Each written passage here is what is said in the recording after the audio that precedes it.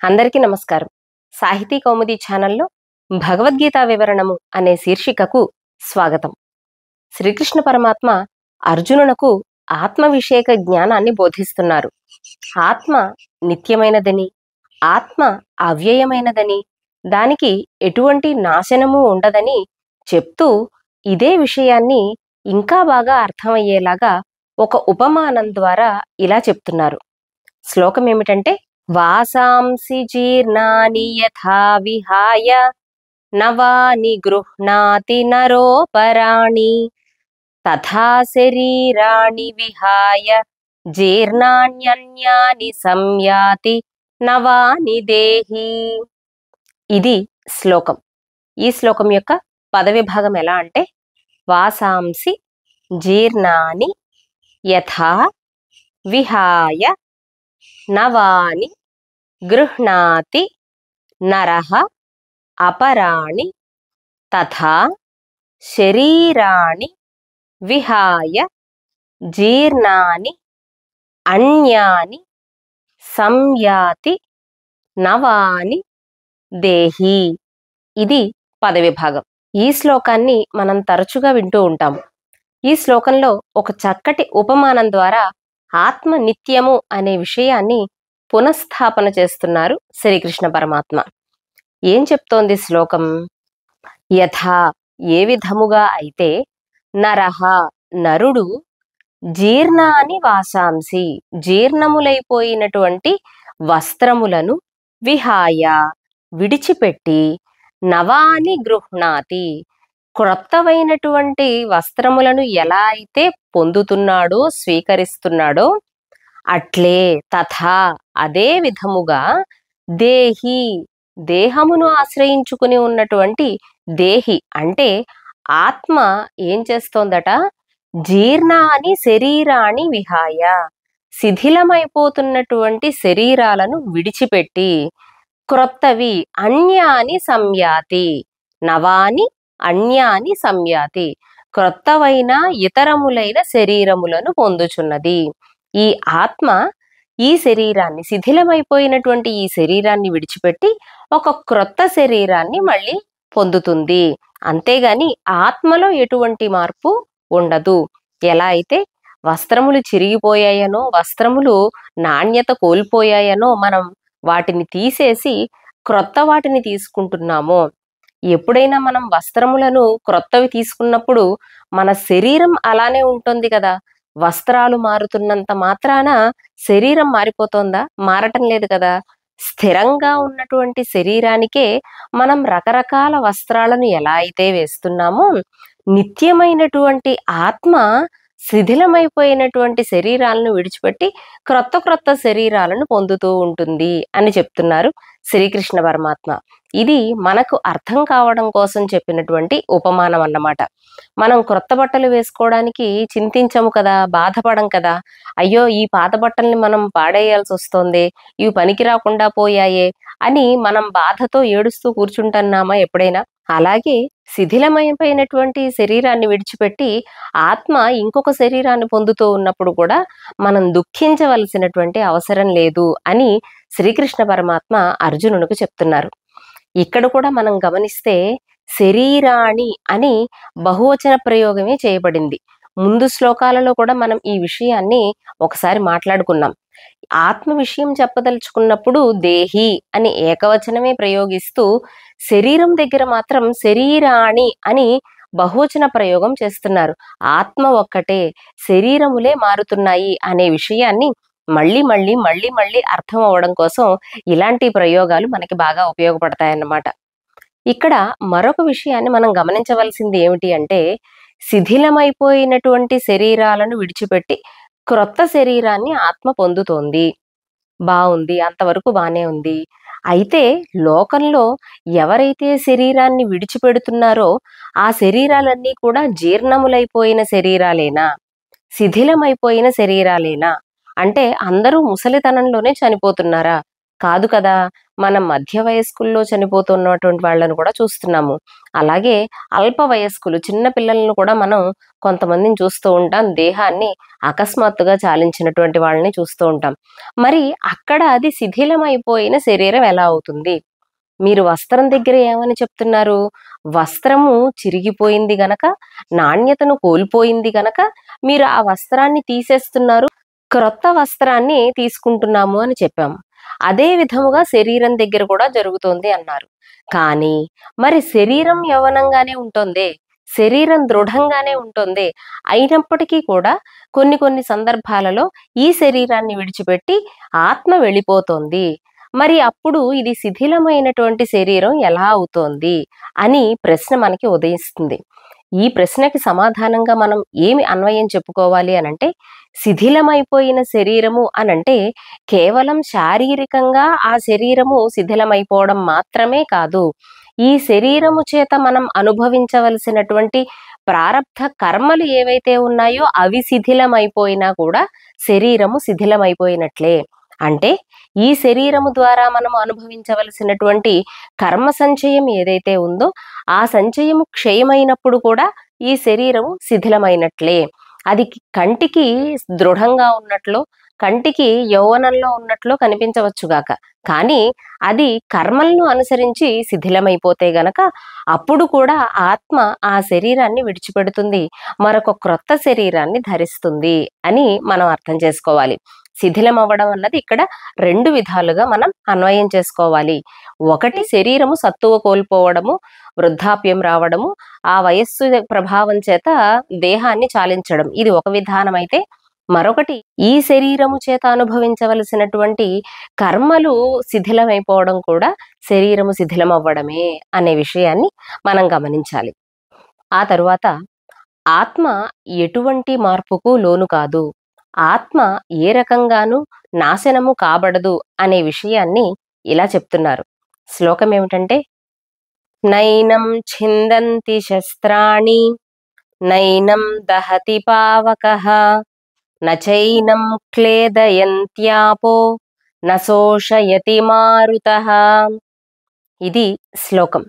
ఈ శ్లోకం యొక్క పదవిభాగం ఎలా అంటే, న ఏనం ఛిందంతి శస్త్రాణి న ఏనం దహతి పావకః న చ ఏనం క్లేదయంతి ఆపః న శోషయతి మారుతః. ఇది పదవిభాగం. పంచభూతాలలో ఏది కూడా ఈ ఆత్మను ఏ రకంగానూ నాశనం చేయలేదు అనే విషయాన్ని ఇలా చెప్తున్నారు. నైనం ఛిందంతి శస్త్రాణి. ఏనం, ఏనం అంటే దీనిని, దేనిని? ఈ ఆత్మను, శస్త్రాణి ఏ శస్త్రములు కూడా, న ఛిందంతి ఛేదింపజాలవు, ఈ ఆత్మను ఏ శస్త్రములు ఛేదించలేవు. అలాగే ఏనం ఈ ఆత్మను, పావకః అగ్ని, న దహతి దహించలేదు. శస్త్రములు ఈ ఆత్మను ఛేదింపలేవు, అలాగే అగ్ని ఈ ఆత్మను దహింపలేదు. న దహతి అంటే దహింపలేదు. అలాగే న క్లేదయంత్యాపః, ఆపః అంటే నీరు, ఏనం ఈ ఆత్మను, న క్లేదయంతి దీనిని తడుపలేదు.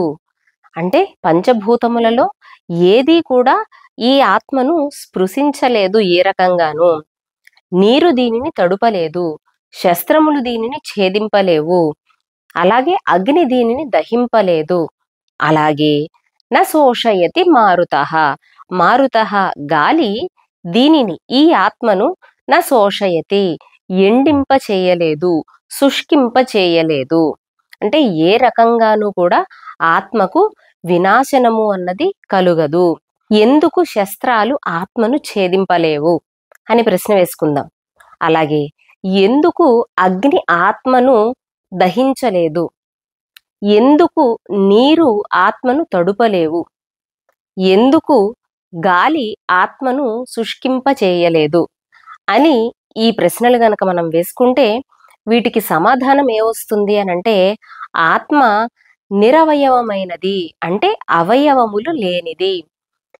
మనం చెప్పుకున్నటువంటి ఇవన్నీ కూడా శస్త్రములు గాని, అగ్ని గాని, గాలి గాని, నీరు గాని ఇవన్నీ స్థూల పదార్థములను మాత్రమే ఏమైనా చెయ్యగలవు. సూక్ష్మ పదార్థాలను ఏమీ చెయ్యలేవు. అంటే ఉదాహరణకి చూద్దాం. శస్త్రము ఉంది. ఒక శస్త్రం మన దగ్గర ఒక గద ఉంది. ఆ గదతో మనం దేన్నైనా కొట్టాలి అని అనుకుంటే మన కంటికి కనిపించేటువంటి దాన్ని కొట్టగలుగుతాం. గోడ, ఆ గోడను మనం బద్దలు కొట్టగలుగుతాం. అలా కాకుండా ఆ గదతో గాలిని నాశనం చెయ్యాలి అని అనుకుంటే మనం చెయ్యగలుగుతామా? చెయ్యలేము. అలాగే శస్త్రము ఆత్మను ఛేదింపలేదు అంటే దానర్థం శస్త్రం ఎప్పుడూ కూడా పృథ్వీ మూలకంగా తయారైనటువంటి ఈ శస్త్రము స్థూలమైన పదార్థాన్ని మాత్రమే నాశనం చేయగలదు. ఆత్మ స్థూల విషయము కాదు. ఆత్మ సూక్ష్మ విషయము. అందువలన ఆత్మ జోలికి శస్త్రములు రాలేవు. శస్త్రముల వల్ల ఆత్మ ఛేదింపబడదు. అలాగే అగ్ని కూడా దానిని దహించలేదు. ఇది కూడా కేవలం ఇంద్రియ గోచరమైనటువంటి విషయములను మాత్రమే అగ్ని దహింపగలదు. కానీ ఇక్కడ ఆత్మ దానికి భిన్నమైనది గనక ఆత్మను అగ్ని కూడా ఏమీ చెయ్యలేదు. అలాగే నీరు, అలాగే గాలి. గాలి ఏం చేస్తుంది? మనం వస్త్రములను బయట వేసామనుకోండి తడిపి, గాలి ఏం చేస్తుంది? ఆ వస్త్రాలలో ఉన్నటువంటి నీటిని తన గాలి చేత నెమ్మదిగా లాగేసుకుని దానిని ఎండింపజేస్తుంది. అంటే దాంట్లో ఉన్నటువంటి జీవాన్ని. మనం ఏదైనా ఒక చెట్టు పడిపోవడం చూసామనుకోండి, క్రమక్రమంగా చెట్టు ఏమవుతుంది? ఎండిపోతుంది. ఆ ఎండిపోవడంలో జరిగే ప్రక్రియలో భాగంగా గాలి ఏం చేస్తుంది? దాంట్లో ఉన్నటువంటి జీవాన్ని, సారాన్నంతా కూడా గాలి ఎండింపజేస్తుంది, శుష్కింపజేస్తుంది. అందువలన అది పొలలాగా తయారైపోతుంది. మరి ఇలాంటి విషయం ఆత్మ దగ్గర గాలి చెయ్యలేదు. ఎందుకని అనంటే ఆత్మకు ఎటువంటి అవయవములు లేవు. అవయవములు లేని కారణంగా ఏదీ కూడా ఆత్మను నాశనము చేయలేదు అనే విషయాన్ని శ్రీకృష్ణ పరమాత్మ ఈ శ్లోకంలో చెప్పారు. అందువలన ఆత్మ ఎలాంటిది అని మరొకసారి కొన్ని లక్షణాలను చెప్తున్నారు. ఎలాంటిదట ఆత్మ? అచ్ఛేద్యోయమదాహ్యోయం అక్లేద్యోసోష్యయేవ చ నిత్యః సర్వగతస్థాణురచలోయం సనాతనః. ఇది శ్లోకం. ఈ శ్లోకం యొక్క పదవిభాగం ఎలా అంటే అచ్ఛేద్యః అయం, అదాహ్యః అయం, అక్లేద్యః అశోష్యః ఏవ చ నిత్యః సర్వగతః స్థాణుః అచలః అయం సనాతనః. ఇది పదవిభాగం. ముందు చెప్పుకున్నటువంటి శ్లోకంలోని సారాన్ని ఆత్మ యొక్క లక్షణాలుగా ఈ శ్లోకంలో మళ్ళీ చెప్తున్నారు శ్రీకృష్ణ పరమాత్మ. అక్కడ శస్త్రములు ఆత్మను ఛేదింపలేవు అని అన్నారు. అందువలన ఆత్మ ఎలాంటిదట? అచ్ఛేద్యః, ఛేదింపలేనిది. అలాగే అక్కడ న దహతి పావకః అన్నారు. అగ్ని దానిని దహింపలేదు అని అన్నారు. అందువలన ఇక్కడ ఏం చెప్తున్నారు? అదాహ్యోయం, అయం ఈ ఆత్మ, అదాహ్యః దహింపజాలనిది, అంటే దహింపడానికి శక్యము కానిది. అలాగే అక్లేద్యః తడుపరానిది, అంటే తడుపడానికి వీలుపడినది కాదు. అలాగే అశోష్యః ఎండింపచేయడానికి వీలు లేనిది. అందువలన ఆత్మ ఎలాంటిది అనంటే నిత్యః, సర్వగతః, స్థాణుః, అచలః, సనాతనః అని ఆత్మ లక్షణాలను మళ్ళీ చెప్తున్నారు. నిత్యః నిత్యమైనది కనుకే ఈ పై వాటికి వేటికి కూడా అది చిక్కటం లేదు. అంటే దానిని ఛేదించడానికి గాని, దానిని దహించడానికి గాని, దానిని తడుపడానికి గాని, దానిని ఎండింప చేయడానికి గాని పంచభూతములలో దేనికి సాధ్యము కావటం లేదు. అంటే దాని అర్థం నిత్యము, నిత్యమైన దానికి మాత్రమే నాశనము లేకుండా ఉంటుంది. కాలాతీతముగా, కాలముతో సంబంధం లేకుండా ఎప్పటికీ ఉంటుంది గనక అది నిత్యమైనది. ఎప్పుడైతే ఆత్మ నిత్యమైనది అని చెప్తున్నామో అప్పుడు అది సర్వగతమైనది కూడా అవుతుంది.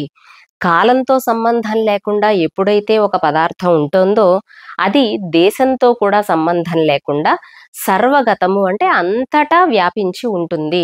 ఒక చోట ఆత్మ ఉంది, ఒక చోట లేదు అని అనుకోవడానికి లేదు.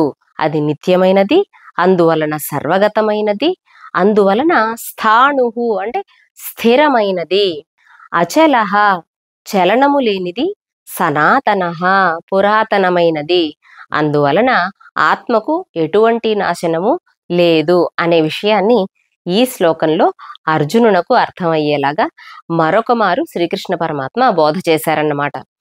ఆ తరువాత అవ్యక్తోయమచింత్యోయం అవికార్యోయముచ్యతే తస్మాదేవం విదిత్వైనం నానుశోచితుమర్హసి అని అంటున్నారు శ్రీకృష్ణ పరమాత్మ.